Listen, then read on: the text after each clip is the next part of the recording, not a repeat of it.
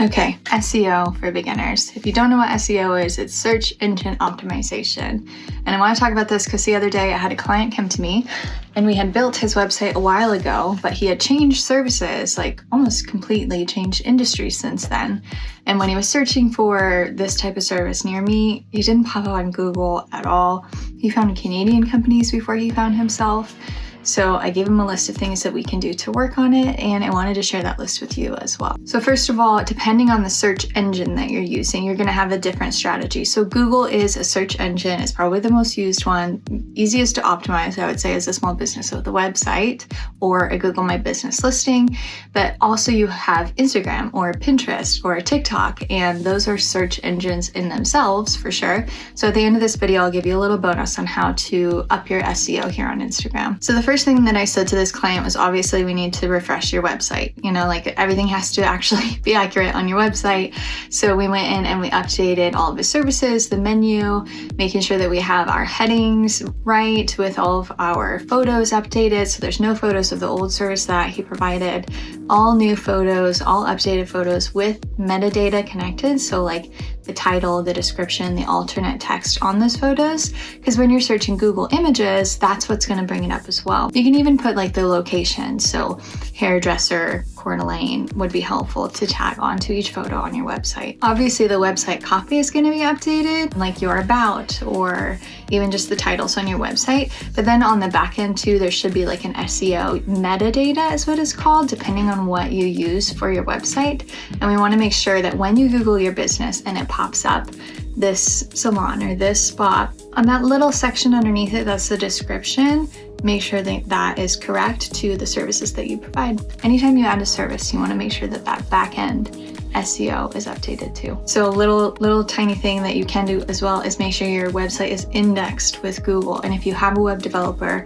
they're going to be the ones to do this. If you work with me, we do this. It's really, really simple. And then the next thing you do is you're going to upgrade everything else. So Google My Business has to be updated, making sure your services listed there are updated. If you add something, add it to Google My Business, add some photos on there as well, add it to your little description too. And something that we had to work on with this client was we only had like 11 reviews and they were all for the old type of service. So make sure that you have reviews for the services that you provide. A lot of the time, like with massage therapy, people will say, oh, this specific massage therapist was awesome. We want to make sure that we have a good mix because it should be just the spa or the studio in general was great, you know? So making sure that you don't have to coach them to say, hey, don't talk about this therapist, because sometimes those therapists leave or stylists or whatever it may be, but making sure that we continually request reviews on specific services is a good thing. So finally with Google, we obviously want to put more photos of those services on Google My Business,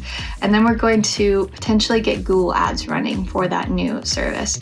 So Google has a weird algorithm where they're going to trust your website and then show it.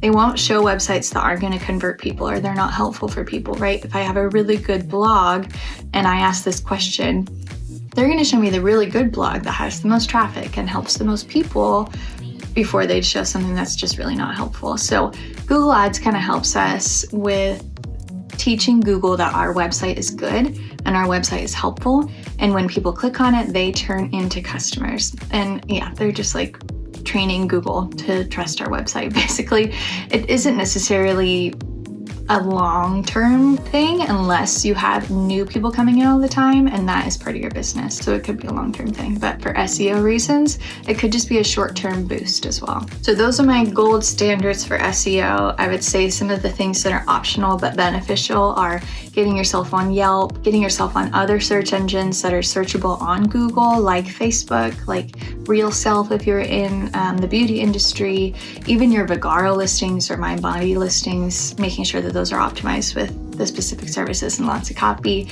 You can always add more copy onto your website, so blogging, things like that are going to add those keywords in there. And then I would say one thing that people don't think about is if your website's not part of your business process, like remember when Google said, oh, people go to this website and they become customers, so it's a really beneficial website, or they spend a lot of time there, or a lot of people go there and spend, more than a couple minutes there. If your website is part of your business process, you've got to go here first.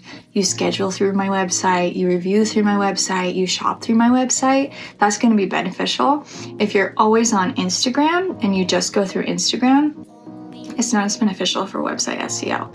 So on Instagram SEO, here's your bonus tip. Your name on Instagram, so not your handle, not your @BeWell Marketing or whatever it may be, your name, the part that says on my account, Renee Wells, MBA, Marketing Agency, that little section right there, that is searchable here on Instagram. So making sure that keywords for your industry are in there, like makeup artist or holistic health practitioner, not just your name and your credentials, but your actual service and your actual industry should be part of that name. Okay, so just to recap, make sure all of your listings are up to date. Make sure your back-end information is up to date. Add photos as much as you can, get as many reviews as you can. If you need to do Google Ads, reach out, I can help. It's super cheap to hire me, and we can find a really good rate for you to start out on. And try to collaborate as well. Try to get other people, like as much traffic as you can onto your website, the better.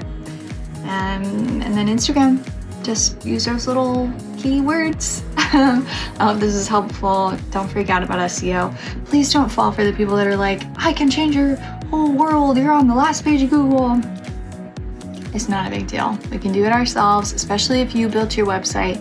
You can do this. I'm here to support you. Let me know if you have any questions or you just want some help. I offer consultations all the time. Okay,